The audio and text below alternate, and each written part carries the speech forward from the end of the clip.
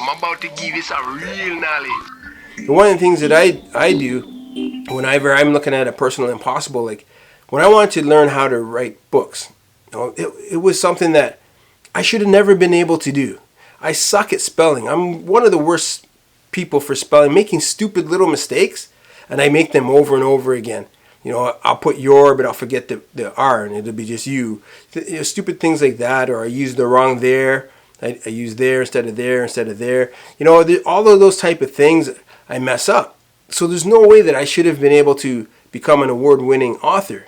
But in my mind, I decided that I'm going to become an award-winning author. This is something that I want to accomplish. It's a personal impossible. My teachers told me when I was in grade school I was never going to be good at spelling. They were actually right. But I didn't let that stop me. So one of the things you got to learn is don't let your flaws hold you back. Acknowledge your flaws, and then you look at the solution. So what was the solution for me? Work with an editor. The editor could pick up on the stupid little mistakes I was making, the grammar errors, and they were able to fix up fix up my writing so that the book was able to win awards. So when I won my first award, and it took a long time, so I wrote books, and I would get reviews, I'd get feedback, and I would get constructive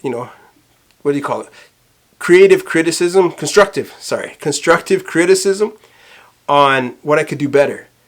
And I would read those things, and instead of being upset about it, because I already acknowledged that I have these flaws and that I need to improve. I have lots of room to improve.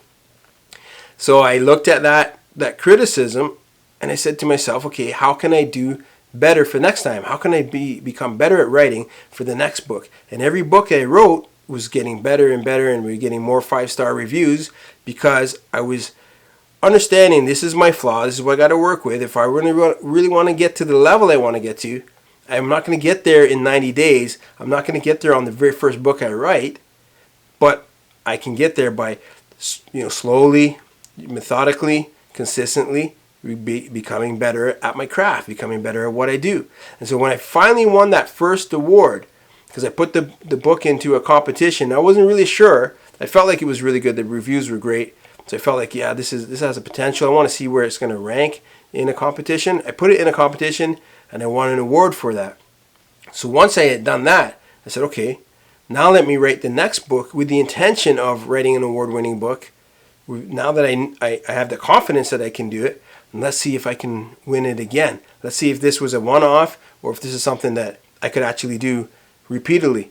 And so when I wrote the second book that I won an award for, I won 2 awards for that book, right? 2 different competitions. I actually put it in 3 competitions, so I didn't get anything in the one competition, but the other 2 competitions I won awards for, and it really solidified, okay, I know what I'm doing. I'm an award-winning author. I can tell people confidently that I'm an award-winning author, and I have all these different awards to back it up, and I feel confident that I've achieved that goal.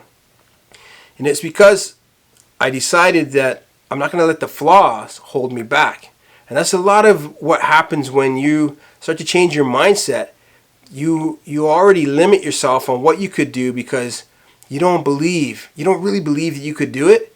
Because as soon as you start to decide you want to do something, and this happens all the time, I'm always dealing with this with people, they start to stack up the things that they need to do to be able to make it happen, and all the things that is going to make it really hard for them to be able to succeed at that. And I say to them, there's a solution for every little thing, but you don't have to figure every little thing out. All you got to do is decide this is your new reality. You're going to become this thing. Like, I'm going to become an award-winning author, and then let's look at the steps. What are the steps that we got to take? It's not going to be overnight. There's going to be struggle. There's going to be bumps and bruises, I like to say. There's always bumps and bruises in this journey to success. And every success that you take, you're going to have step backs and setbacks, and you're going to have things that you're going to struggle through. But if you understand how the mindset for success works, how changing your mindset works, then you accept that you're not going to be perfect at everything. There's going to be things where you're not going to be able to do by yourself. You're going to have help. With writing, it'll be an editor. With writing, it's also going to be a book designer, cover designer. There's little things, marketing. There's things that a lot of it you can do yourself, but some of the stuff you're going to have to work with people. You're going to have to farm out. You're going to have to, collaborate. And so a journey to success, changing your mindset, it's something you do. It's a personal journey, but you can't do it by yourself. You need to have